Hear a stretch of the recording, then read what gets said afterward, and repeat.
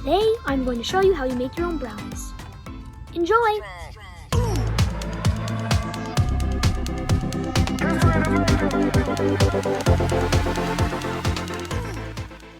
For this recipe, you will need half a cup of all-purpose flour, 2 eggs, 1 cup of sugar, a teaspoon of vanilla extract, half a cup of butter, 1/3 of a cup of unsweetened cocoa powder, and 1/4 of a teaspoon of baking powder. Start by taking your half a cup of butter and emptying that out into a pan. Bring it on the heat until it's melted. Take your half a cup of melted butter and add it into the bowl.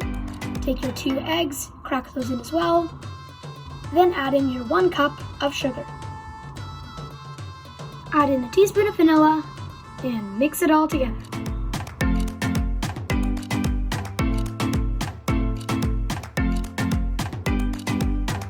Next up is our cocoa. This is 1/3 of a cup. Then we are going to empty in our half a cup of all-purpose flour. Add in a few shakes of salt and 1/4 of a teaspoon of baking powder.